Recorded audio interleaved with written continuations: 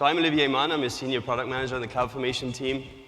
And I'm super excited to be here and super excited to be at reInvent, meeting with our hundreds and hundreds of thousands of customers. Well, not all here at reInvent, but getting some real opportunity to get some feedback. And as Dan said, we're super excited to meet with you, those of you who have questions, feedback, comments. Even if it's constructive or hard feedback, we're really excited to hear it. Because you are the ones that push us to define what CloudFormation is going to look like next year, next month, a couple years, and in 5 years. And maybe one of you is going to give us the game-changing idea that's going to make CloudFormation even more powerful. So yeah, I'm super excited to be here, and I've been here for a year and a half on the CloudFormation team. Cool. All right. Let's actually go ahead and just jump into it, right? This is the agenda that we're going to talk about today. We're going to kind of give you an infrastructure as code, like a level up, right? Just kind of introduce it to folks who may not have heard of it before. We're going to talk about some best practices from topics such as authoring, to testing, to deploying. How do I go multi-account, multi-region? And finally, maintaining your stacks. And this is the one that we're going to spend a little bit of time on. That last one, that's the one that most stacks end up needing the most, a little bit of love in. So we're going to do a little bit of a Q&A session with kind of raising your hands. How many of you deploy to production, your application code, once a quarter or more? If you're once a week, you raise your hand here. Okay, that's most people. Good stuff.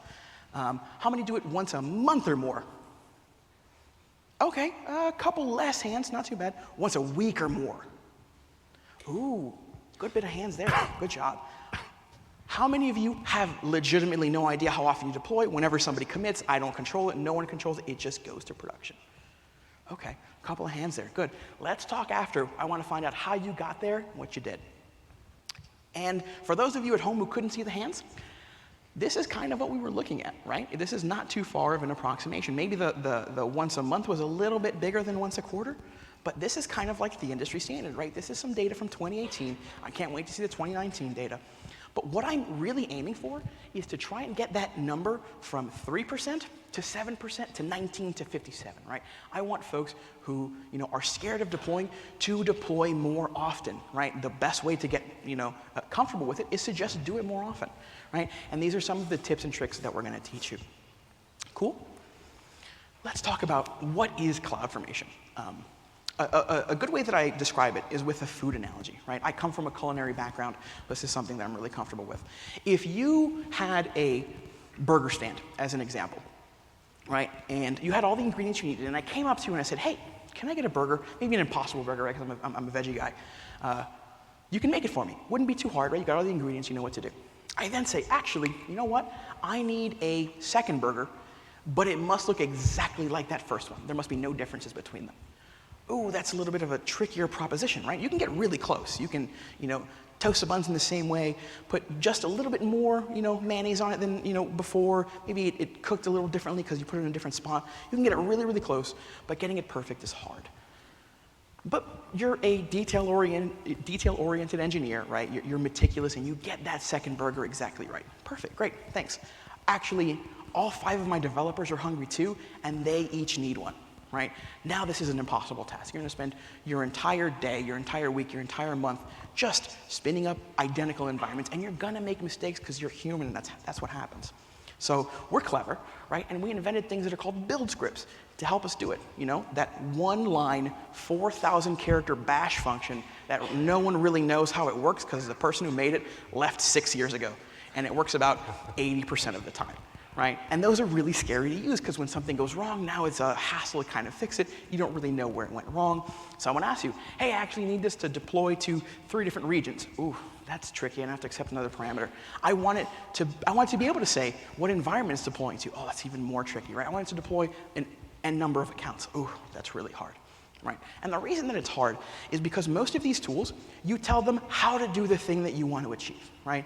Wouldn't it be nice? Wouldn't it be nice if I could just tell you what I want my architecture to look like, and then the tool figures out how to get there, right? And that's the idea behind CloudFormation. CloudFormation is this declarative language, right, that you just tell me, this is what I want my architecture to look like. It's a codified version. I want, all of these resources, and they must connect together in some way. I want my EC2 instances to live inside of my VPC that connects to an RDS, table in some private subnet while my EC2s are in some public subnet. CloudFormation is intelligent enough to handle that, right? So you codify that in either YAML or JSON. We have a couple of little things that make that language our own. We have some things that are called macros, which are higher level abstractions on that, where you can still stay, declarative, telling us what you need to do. But we're smart enough to kind of break that down into more resources. You can use things like higher level languages, right? The CDK is a great example, right? I want to type in Python. I want to use Node, a language that I'm more familiar with, and I want to kind of abstract maybe some of the things in CloudFormation away with higher level constructs. Or we have things like sample templates, right, where folks from our Quick Starts team, for example, may have gone out and done a common thing, right? I want a VPC with public subnets, private subnets, NAT gateway, internet gateway, things like that. So you then take that template and you hand it to us. And CloudFormation looks at it, chomps it up, figures out what you're trying to do, figures out the dependencies, how to deploy things, and actually spits out your application connected together the way that you want it to in a reliable, repeatable, and safe fashion, right? And that's really kind of like the interesting part behind that. But one of the things that folks tend to not think about is that when you write your CloudFormation template, you're actually writing kind of a config file, right? You're telling us how to get to what you want. And a thing that customers don't tend to think about is that config files are code, right? If I were to take away all of your config files today, would your production environment still be standing? Probably not, right? But we just kind of discard them and don't really think about them. We need to treat them as code. And infrastructure as code, which is what CloudFormation is code, right? So we need to treat it just like we would treat code. So we need to source it, right? We need to put it in version control. We gain all of the wonderful things about version control. We gain auditability, right? Who changed this line? Let me go ask them why they changed it, right? We get things like a rollback, right? I want to roll back my to a previous state. I can do that no problem with this. I can then trigger some other cool things like a pipeline, right? I then need to build it. I need to make sure that it works not only in my environment, but in a clean environment, right? None of this, it works on my laptop. It doesn't work on, her laptop, doesn't work on his laptop. Whatever the case may be, we need to make sure that it works on the build box. The build box is a source of truth, so we need to do the same thing for something like infrastructure as code. We then need to test it, right? We need to test to make sure that things work the way that we expect it to. If it doesn't, we're just kind of blindly deploying. And that's really, really terrifying, right? And that's where folks get into really scary situations where we thought it worked in our QA environment, but it's not quite like what our production environments look like. And then finally, once we've gone through, sourcing it, building it, testing it, we're really confident, we actually need to promote it and move that into production. Right? We move it into staging, move it into production. The important part here is that there are no manual hands, right? Everything is done in an automated fashion, right? Robots are very, very, very good at doing one thing really, really well. And the way that most customers have found success in automated deployments is through just that, having no human hands. So I touched a little bit on what a pipeline is. Let's actually go, kind of a deep dive into what it is.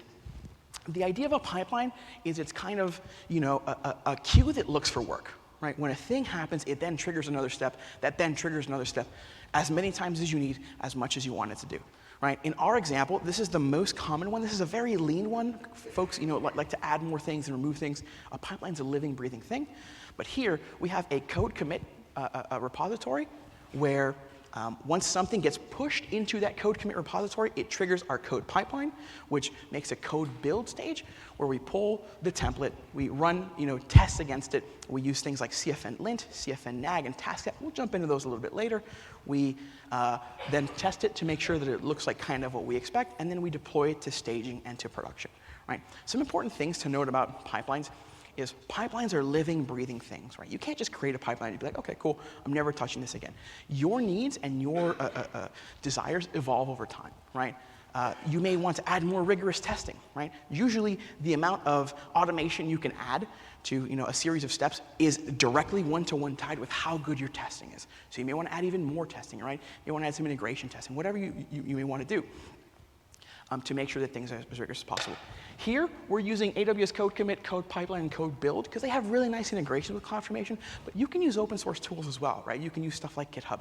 You can use stuff like Bitbucket, GitLab. You can use tools like Jenkins. You can use things like Travis, CI/CD. You don't have to be, very strict on what you use. Just make sure that the idea stays consistent throughout, right? So now that we've talked about, like the very, basic introduction to this, Olivier, do you have any thoughts on the authoring experience? Yeah, I do. But actually, can I just add something about the pipelines? As we've been meeting with customers, obviously over the last year, but also right here and now at reInvent, one of the things that we hear is, hey, but I use a pipeline for my application code, obviously, right? And continuous delivery works there. But should I do the same thing for my infrastructure? And we really want to kind of insist on that as a best practice, right? That having an infrastructure pipeline is definitely important. Is definitely a best practice. In fact, a lot of our customers tend to build their infrastructure and their application updates into a pipeline so that they're sure that every time they're deploying code, application code, their infrastructure gets updated too. So let's start on our journey around kind of managing CloudFormation stacks and templates with the first step. So the first step is authoring, right? And Dan and I have a bet or a goal. We want, coming out of this session and I guess coming out of reInvent, never ever to hear again about a customer who is authoring CloudFormation in Notepad. So the next slide, if it comes up, is about that. Let's start with picking an editor, right? Whether you prefer VS Code, Sublime, Atom, Cloud9, if you want an online editor, or any of these others, right? You'd never really think about coding Java or C++ or JavaScript without an editor, right? Because there's just functionality that all of us have gotten used to, right? Syntax highlighting, a number of, like, a wealth, an ecosystem of plugins, and just easier formatting, visibility, being able to kind of fold sections, etc. So, let's just start with the basics, and please, let's author CloudFormation in an editor. And let's think about what we can actually do to add some sugar, some candy, some tools into these editors. And as Dan and I, have been talking to customers a lot, one of the big kind of areas of feedback we get is, when I author my template and then maybe I'm using the console, or I'm starting out with CloudFormation, etc., and so I'm just kind of playing around with the console. And as I actually create the stack with the template I just authored, I get a validation error, right? Like my template was not formed properly syntactically. And to catch this type of error much earlier on, I think we've been harping on this quite a bit. We still see a lot of customers that run into these types of issues, which really slow down the dev test cycle. And so we really recommend linting your templates. There's a tool out there, there are a number of tools out there. We really recommend, and have gotten a lot of really positive customer feedback around CFN Python lint. It's been downloaded more than 3 million times. It's integrated with SAM Local. It handles conditions, ifs. It can process multiple files. And what does it actually do? Well, it really helps you catch malformed templates.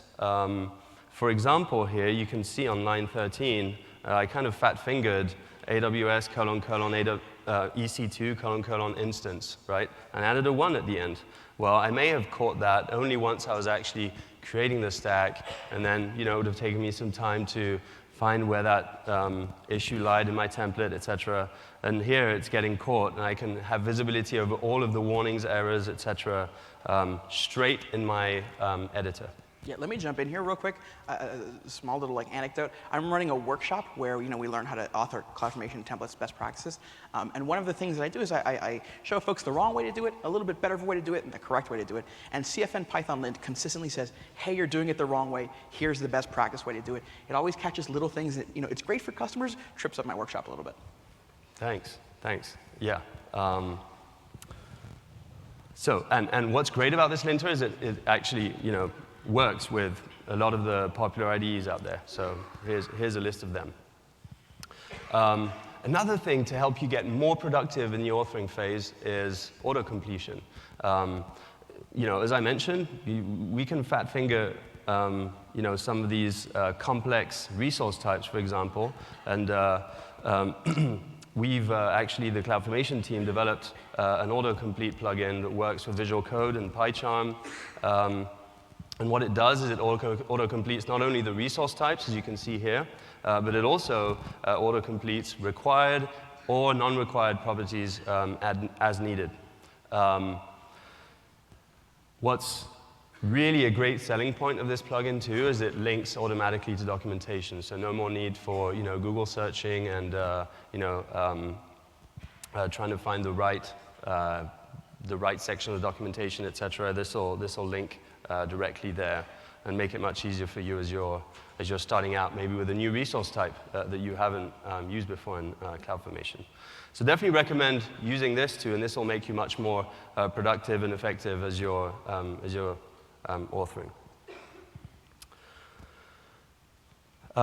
We also ran into this that we really think is a great walk through some of the best practices for supercharging your editor. I won't go into this in much detail. Would definitely recommend you folks looking into this. And one of the tips I took out of this is, not only is the linter, I guess, built with a great baseline of rules that'll catch a lot of syntactical mistakes in templates, but it's also extensible. I can add custom rules. So for example, I never want an S3 bucket in a template that's non-encrypted, or I have a specific naming convention for a lot for specific resource types. And this will really enable you to catch anything and everything that you may want to catch in your template before you actually execute it. So let's get into the actual different sections of the template, and we'll try and add some tips and tricks for each of these different sections.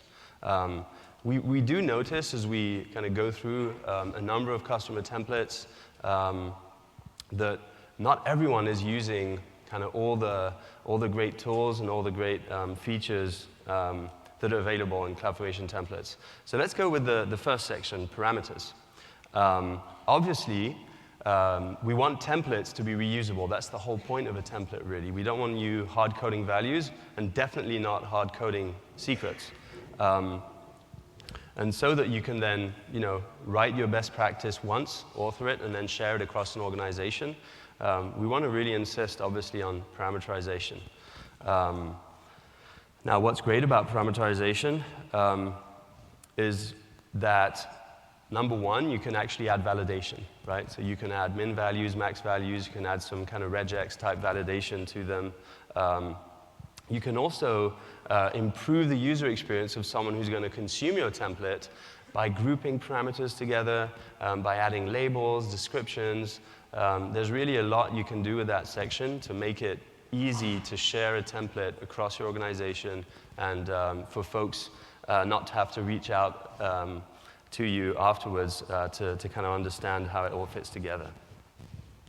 And we also recommend in the parameter section to keep your secrets in Systems Manager, Parameter Store, and also or Secrets Manager. Definitely recommend leveraging that integration as much as possible. Yeah, please do not keep your secrets in like parameters. Folks put them in parameter files, and that's a big security risk, right? Somebody might find your GitHub and actually like scrape all that stuff, and now you're in a lot of trouble. Be sure to leverage these things. It's just like a safety best practice. Definitely. Now, onto the mappings and conditions section. So mappings work like a case statement does in higher level kind of programming. And what typically customers use these for to basically define a value dependent on, say, a region. So, in US East 1, I'm going to use this AMI ID, and in EU Central 1, I'm going to use this other one. This, once again, makes it much easier to reuse the same template across different regions and across different accounts, different environments. Yeah. And you can also use conditions to do this, right? If dev, then instance type equals T2 micro, for example. And if it's prod, then it's NEM4X large. Right. Well, one of the most common things that we see for mappings is outside of AMI IDs is like in an environment, right? I want environment variables in some of my things. If it's, if I put in a parameter that is, we're in the dev mode, I want to have these things, I want to have these alarms. So that's a really common thing that I see folks doing, and that's something that most of you should probably be leveraging as well. Definitely. Thanks. And then there's the output section. Let's talk a bit about imports and exports. We'll get into this a little bit afterwards, and we obviously, we recommend as a best practice breaking up your stacks because it makes it easier to maintain them, and it kind of reduces blast radius when you're updating them. And to do this, we need to leverage imports and exports, or we also call them cross-stack references. And we have kind of two main ways of doing this. One way is leveraging cross-stack references as they're built within CloudFormation, so imports and exports, and leveraging this output section. Now, there are some pros and cons of doing this. The pro is it's a very safe approach. That being said, if you are exporting a value that is being imported in another template, we will not allow you to change that value because that has a number of safety risks. So in order to update it, you're then going to have to basically uncouple the two stacks and make the update and then recouple them. So we see that as an advantage, but obviously also a disadvantage if that's a value or a resource you're going to be updating a lot. So what we see our customers doing a lot, and what we also recommend, if as I said, these are resources you're going to be updating on a regular basis, is actually using Systems Manager. So what you can do is leverage this output section to export into Systems Manager Parameter Store, and then in the other template, you can then import that value that was exported. And this, so once again, pros and cons. This is outside of the purview of CloudFormation, so we don't have any, we're unable to kind of, be intelligent about those values, if you like, and see that relationship. But what's great about that is it makes it more flexible to manage those two or multiple different stacks as you're maintaining them in the long run. Something else that we've seen as we've gone over customer templates is the use of join. So in the olden days of CloudFormation, join was kind of a hacky way of basically getting what sub now offers, which is substituting values into templates. And so we definitely recommend, and this is just kind of a small tip, but as we've seen a bunch of customers kind of still, using join to do that, we definitely want to recommend, using sub. Yeah, and like, as you're looking for stuff online, right, you're Googling, hey, can I get a starter template? You're going to find that all of these old stacks have joins that are almost impossible to read, right? They're really difficult to write, read, and reason about, right? It is worth your time to go in and actually get good at changing these into subs just so that folks that come after you can really understand what you're doing. Yeah, you'll see we really insist on making it easy for you to share these best practices, right? Because someone may leave, and definitely, right, templates want to be authored once and shared a lot and updated in kind of one central location. And so all of this makes it just easier to read, right, and easier to understand. And another little tip that will make you, I guess, use less and leverage less of mappings is actually leveraging the parameter store for the latest AMI instance IDs. That's a little tip, but it means that you won't need to kind of manage the hard coding of those AMI IDs anymore, and you can just leverage SSM for that. Cool. Finally, now you've set up your dev environment, and you're feeling comfortable, you're feeling productive, you've got the linter working, and you're auto-completing, and you've put into practice all of these cool tips and tricks. Now you're going to commit your template to source control. Now, this has a number of advantages, and we could probably spend a whole hour just talking about them, but I want to highlight two. Number one, auditability. Who made this change? Why was it made? What caused this issue, etc. If you're just kind of sharing templates via email, or and we have seen this, right? In the same way we've seen folks using Notepad. We really recommend committing your template. And the other really good thing about committing is that, and something a lot of our customers ask us about is, how do I get back to V9 of my stack, right?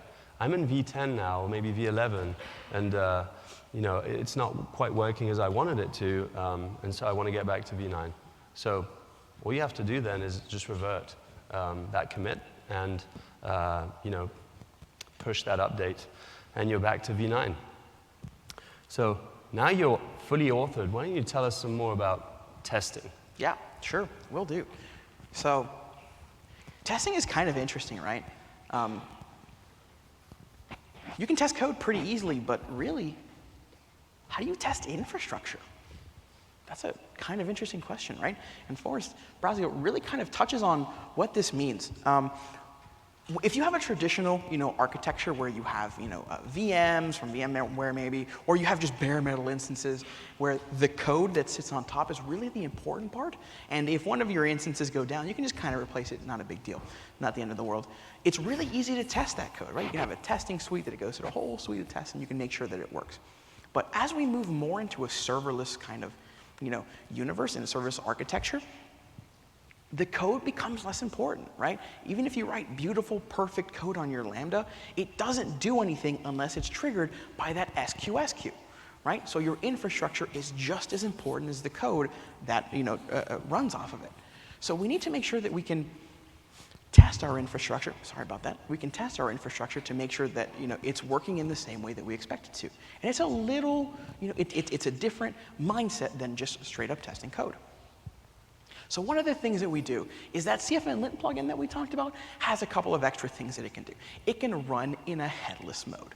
And what that means is it can run in a command line and actually spit out the same things. This isn't as good if you're trying to improve your dev test cycle. You really want to see that feedback live. But as kind of a bar-raising technique in your pipeline, this is something that you want to do, right? I want to make sure that every commit that goes through is run by CFN lint, and CFN lint says, yes, you're good to go. This is great if you have something like extensibility things of the CFN lint rules, right? I've made an extension. A developer really doesn't want to, do that. They kind of want to push that off to the side. No, you must meet this bar before it even goes into your source control. And this is really nice. In an organization, you can kind of control, the quality of developers that you have. If you have an open source project, you really can't. You just accept commits from whoever might want to send them. This makes it so that, hey, you're sending a commit, cool, it must follow the rules that we've set, otherwise we won't even look at it. All right, so CFN lint runs wonderfully, as kind of like that pre-validation step. But let's talk about the actual testing, right? This is a tool that we have called TaskCat. It is made by the AWS Quick Starts team. It's an open source tool, just like CFN Lint. You're going to see us investing a lot into the open source community. This is something that an area that we're really, really excited, to be a part of, and we're looking for, contributors and feedback. But what TaskCat does, it's a really simple idea, is TaskCat takes a template that you hand it, and it actually deploys it in the region that you want. And only if it succeeds does TaskCat say, yep, everything's good to go. If it doesn't succeed, TaskCat rolls it back, gives you the thumbs down, and does a deep clean of all of the resources that didn't, make it. If you have something like retain, it'll take care of that too. One of the neat things about this is it catches problems that aren't super obvious. Let's say, right, this is just an example. We have our application in US East 1, right, and we want to go into Sao Paulo for whatever reason, right? Maybe we want to go into the Frankfurt region for data sovereignty reasons. We go ahead and deploy it with TaskCat, and TaskCat actually says, hey, that didn't work. And the reason it didn't work is because this resource does not exist in Frankfurt. This instance type doesn't exist. It's an old instance type, which doesn't exist in one of these regions. That's something I never would have thought of, and TaskCat is really great at finding and sussing out these little things, right? And because it's multi-region, it works really well with StackSets, right? You can deploy to all of the regions that you're interested in to make sure that your stack will create successfully. Cool. Now with that done, let's actually talk about deploying, Olivier. Yeah. So number one best practice in terms of now you've authored your template, you've built it, tested it, let's deploy it in a safe way. We recommend using change sets. What are change sets? Change sets are a way for you to know what effect CloudFormation operation is going to have on the actual underlying resources. So what it will tell you is a number of, it will list all the actual changes that are going to be made. So as you can see, it will either tell you, hey, this resource is going to be modified, or it's going to be deleted, or it's going to be replaced. Or we're adding, hey, by the way, we're adding this S3 bucket or this security group.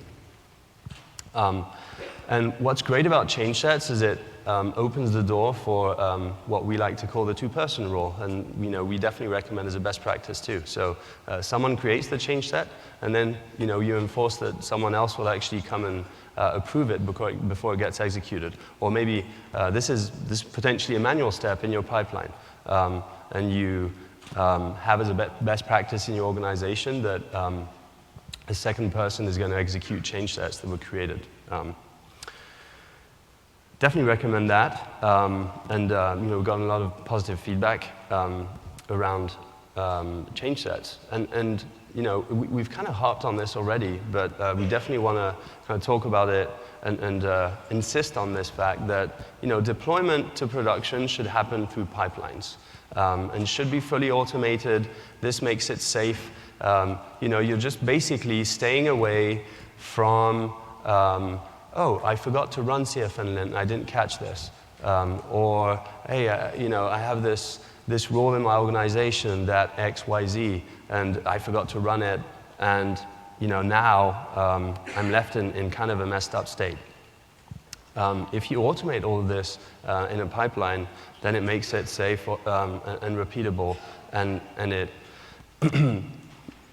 will ensure that as you're deploying infrastructure, you're closer to a 99.9 success rate rather than a manual, maybe 60, 70% of the time you actually get everything done in the right order and successfully. Pipelines, and this is a great area of concern for customers, is how can I lock down access to production resources? Pipelines are a great way to do this. So what you do is you set up an IAM role, and you basically only let code pipeline assume that role. And that way, you don't have any bad surprises anymore where someone has changed something somewhere, and the next time you're updating your infrastructure, you may be left in a dangerous or messy state. So now you've deployed using your pipeline, you've built your pipeline, you've built this automated system. How do you scale up, Dan?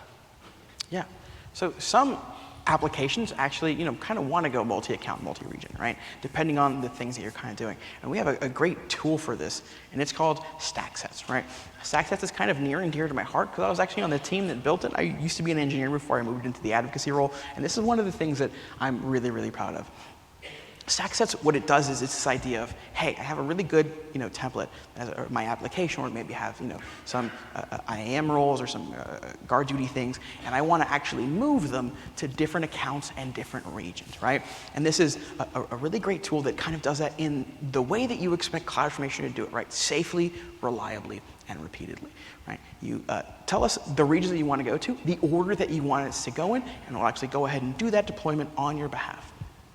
One of the cool things that we've been doing, we've been making a lot of updates to StackSets based on specifically the feedback that customers have given us. So it's really important that we get your voice heard and we can make all these changes. One of the things that we've done is we can give you fine-grained control of which instances to update at a time, right? So let's say you have 3 accounts in 3 regions, and that's 9 total. Instead of deploying to all 9 and kind of having that 9 instance blast radius, we can deploy to 1 first and see if that works. And then if that does, we can roll out to 3. And then once we're happy with that, we roll out to 6, and then finally to all 9, right? Giving customers that level of control that they expect while still having the safety of CloudFormation.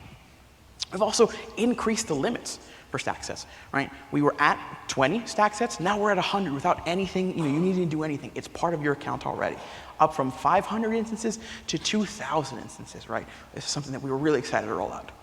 Also, and this is something that we haven't officially deployed out yet, but you'll be seeing this soon. We're very excited to talk about it. StackSets now works with organization units. It has a very deep and very intelligent, coupling with organizational units. You have a brand new account that's joining your organizational unit. If it's attached to StackSets, we'll deploy the templates that you have in that StackSet to that account automatically.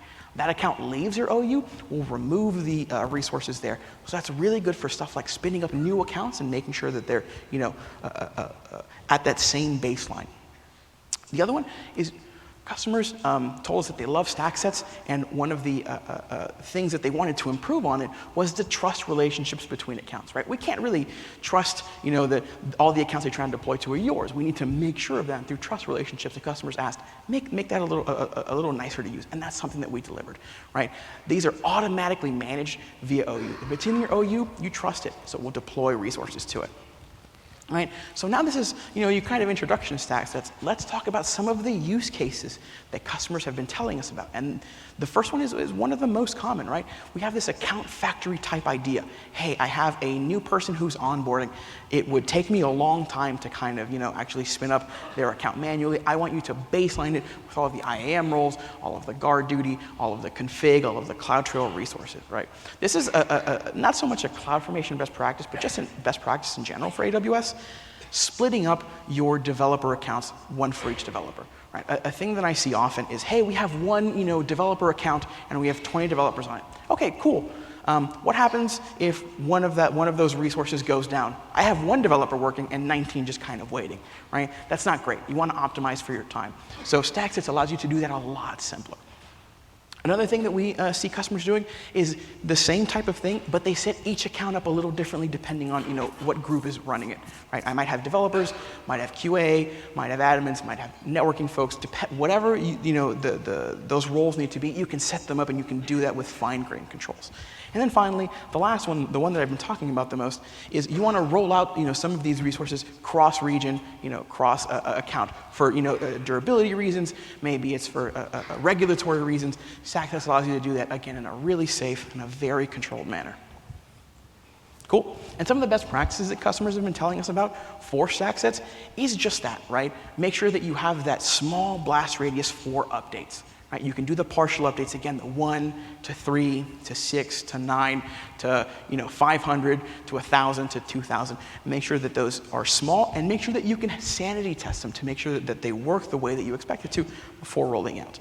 So you've tested, on 5 of your accounts, 10 of your accounts, and you're really comfortable rolling out to the remaining 50, but you want to do it quickly. StackSets allows you to do that too. Right? You can set your maximum account concurrency limit to 100%, and it'll roll out to as many as it can in the same region at the same time, maximizing the speed that you can get. Another one is Not every region or account, is the same as the other ones. Maybe in US East 1, you have an SLA of 2 hours instead of the normal 8. With StackSets, you can get that fine-grained control and say, hey, this parameter should be 2 for US East 1, and everywhere else should be 8. You get that real power there. And then finally, I'm stealing a little bit of your thunder here, and I hope you forgive me, but separate your stacks by function, right, and by frequency of how often they change.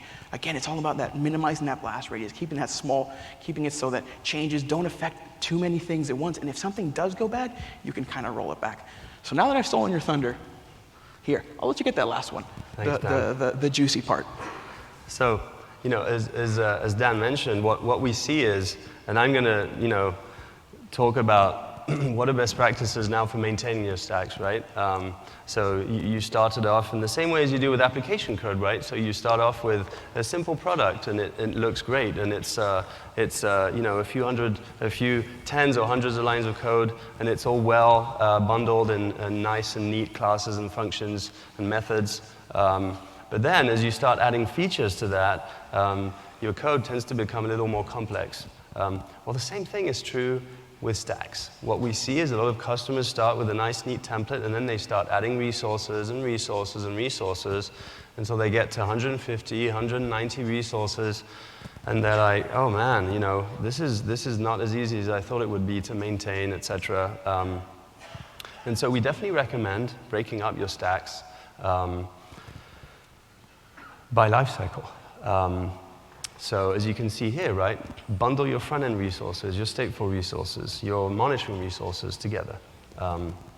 Because typically you'll be updating them with the same frequency, and you don't need to be touching on other resources while you're updating them. And obviously to do this, you'll leverage import exports, cross-stack references, or systems manager parameter store integrations to kind of manage these interstack relationships. We also really insist on reusing stacks by environment. I kind of harped on this already quite a bit, but we really need to make sure we have one template that's the source of truth for as many kind of different environments and use cases as possible. Because if I'm changing one template, I don't want to have to go and change that in 6 other areas because I just worked out a new configuration, new best practice for XYZ resource. So reuse that stack by environment across dev, test, stage, and prod. Now, let me give you a little context around a really cool, powerful feature that we just released that's called resource import. Now, what resource import allows you to do is import a resource, surprising, huh? That was originally created outside of CloudFormation. So maybe it was created using manual tools, console, CLI, and it was impossible previously to bring that resource into CloudFormation without deleting and then recreating it using CloudFormation. Well now, and this is especially powerful for stateful resources that may be serving production traffic, you can import them and start modeling them in CloudFormation with relationships and leveraging all of CloudFormation's safety features such as rollbacks and updates, etc. Termination protection, deletion policies, etc. So now back to the kind of original topic, which was how do I manage my stacks with a little more flexibility? Well, resource import really opens this door now. We've been able to detach resources from stacks safely for some time. We do this by adding a deletion policy, which, by the way, is a safe operation. It doesn't actually touch the resource. It's a metadata-only operation on our end, so you don't need to worry about updating a resource to do that. And then you're able to then detach the resource and import it into either a new stack or an existing stack. So this allows you to refactor or regroup resources and then leverage import exports, as we kind of already discussed, to define relationships across these stacks. So Super excited about this. A lot of customers have been kind of requesting this. I'll just throw in a couple more use cases for this, right? You can also leverage import for renaming stacks, renaming resources. You can also use it to actually create nested stacks. So potentially, we actually haven't talked about this much, but if you're not into kind of cross-stack references, you can definitely leverage nested stacks, and import actually allows you to import a stack and make it a resource of another one. Cool. Okay, another situation that a lot of our customers encounter is what we call drift. So what drift is when someone, because it was 2 a.m. and the poor developer was on call and he was trying to manage an issue in production, what he had to do is make a change to a resource, but outside of CloudFormation. Now, we've said, best practice is to lock down that access, but it still happens, sadly, on a pretty regular basis that, the template values and the actual configuration of a resource drift or are not the same. So as you can see in this example, the read capacity units and write capacity units that CloudFormation believes are, or CloudFormation believes they're set at 2, but the actual configuration is now 15 because, at 2 a.m. There was a customer latency issue, and we detected that it was due to, throughput to the DynamoDB table. So now we have this drift, right? My intent and my actual configuration no longer match. Well, similarly as with refactoring stacks, I can use import to remediate drift in a completely safe way. So as you can see here, initially read capacity, RCUs, WCUs were set to 2. What I do is I detach the resource, as I just explained, and then I can import it back into the stack after I've just made that little change to the original template in source code, obviously. And I've changed the RCUs and WCUs to 15. And now, template and actual configuration match again. So live state and template state agree with each other. Now I'll let Dan kind of conclude. Sure. I think he's trying to kill the rest of my voice with this one. Okay. So we actually went through a lot of stuff, right? We actually talked about a lot. Let's go ahead and recap everything that we did to make sure that we have, the key takeaways from today, right? The first one is put all of your assets in version control from the start. There's a lot of really good things that we talked about, right? Another one that we didn't really harp on too much is if your infrastructure as code template is in version control, you can then have code reviewers, right? Review it before it actually goes into production, right? We can find mistakes, we can find things, issues in them earlier on. Another one is leverage modern editors and plugins, right? How long would it take you to actually write an entire program in C if you had to just use Notepad? It would take forever, right? You'd be stuck, with little things the entire time before you can even compile anything. Let's use, the tools that we have available, tools that folks have been using and improving and building on to make these things a little easier.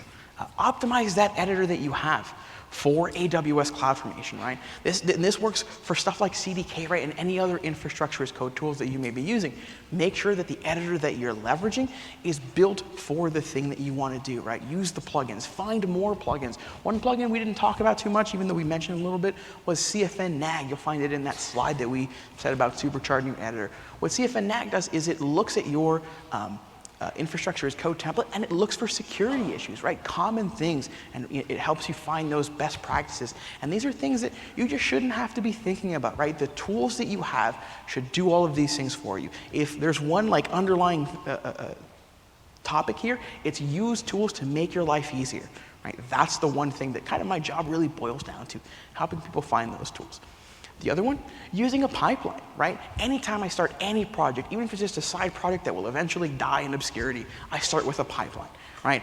It costs me about 30 minutes to set up and saves me hours of time in the future because there's no manual deployment that takes, 30 seconds, 2 minutes to do. I don't have to babysit that. I know what's going to happen in the background. I can check in just a bit.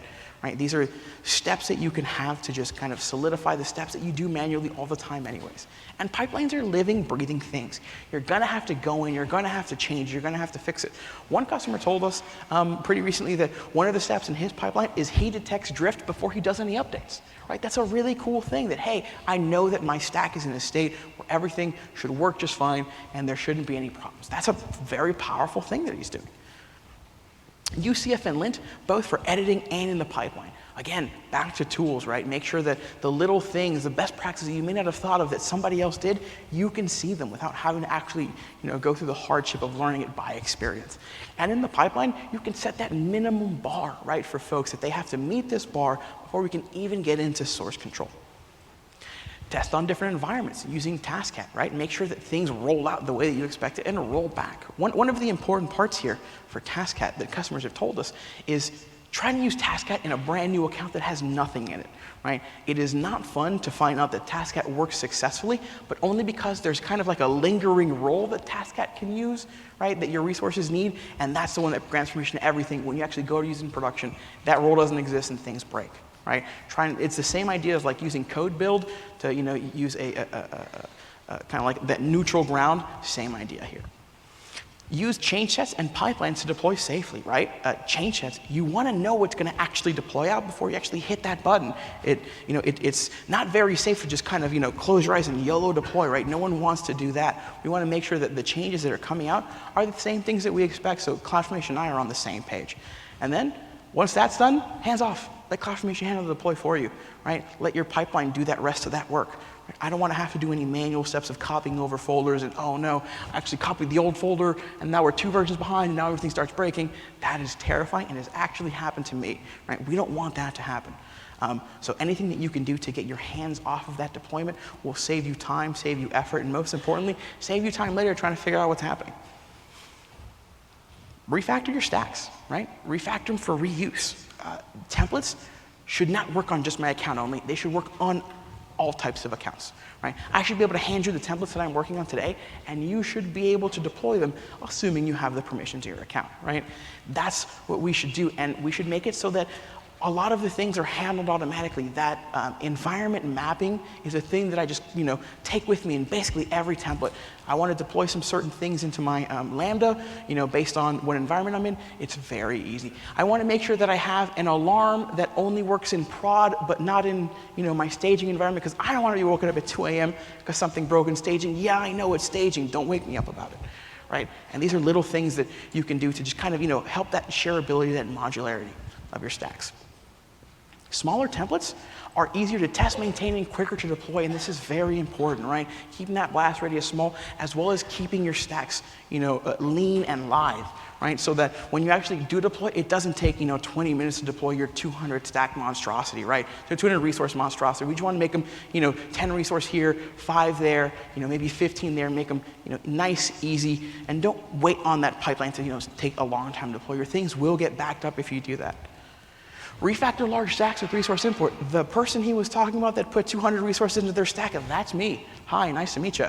It is not fun to actually try and go and make an update to something that has 200 resources while I'm there, fingers crossed, double checking that I didn't accidentally delete a resource that I really needed, but I forgot to kind of maintain. That's a scary proposition. We want to make things as as easy and as confident as we can.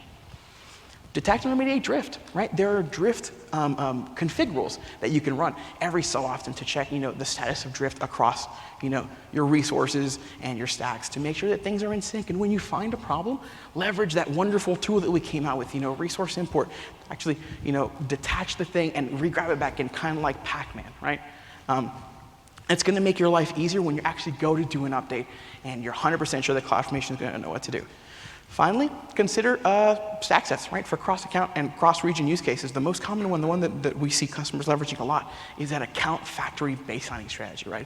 That's a really powerful thing to make sure that the accounts that you're giving developers have the powers that they need while also keeping them safe, right? Having those permission boundaries, or hey, you can't actually deploy the I don't know, the giant, instances where you're going to deploy, T2s, M4 to maybe large kind of thing to make sure that developers can keep themselves safe as well.